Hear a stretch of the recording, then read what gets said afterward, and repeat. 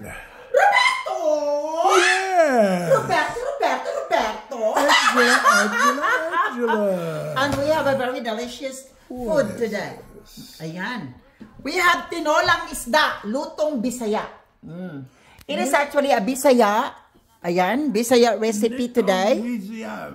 Ayan. We have fish recipe. Tinolang isda. O, diba? That's really very delicious. At ang isda dito is very expensive. Kaya ano pang hintayin natin? Diba? Let's eat, everybody! Let's eat, everyone. Ayan. Super yum. Super delicious. Super yummy. Ayan. Diba? So, alam mo na sa atin, especially, particularly sa mga Bisaya, no? Lamig tayo ang tinola. This is really the best.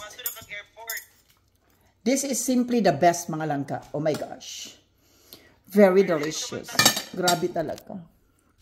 Tignan mo naman si Roberto. O, diba? Super love. Super love. Oh, wow. You get it all. Oh my God. No, I didn't. Char! It's only kidding.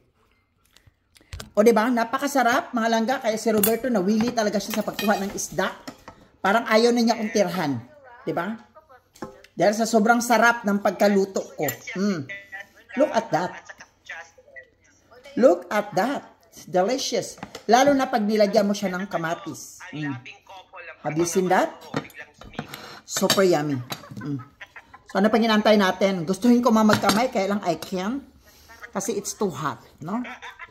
Grabe ang init. Dami kayong isda. Dami kayo. Na-overcook. Laging ka, kwentuhan mag-live. Kahit kami lang mga kalukuhan. Lami kayo. My God. Sometimes, pag nagsawa ka sa recipe mo, try to cook a very simple recipe like this. Diba? Fish and vegetable. Yan lang is already perfect. Diba? Very, very yummy, mga langga. This is really very yummy. Oh?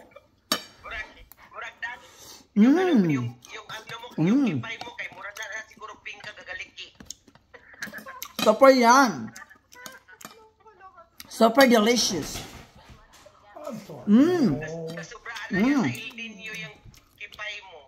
Ayan o, napaka-yummy. Napakasarap talaga, mga langga. Super delicious. The best. Diba? With matching vegetable here.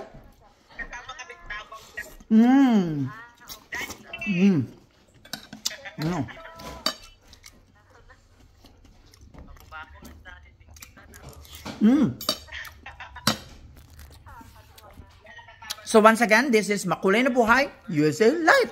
We love you, everyone. Mwah!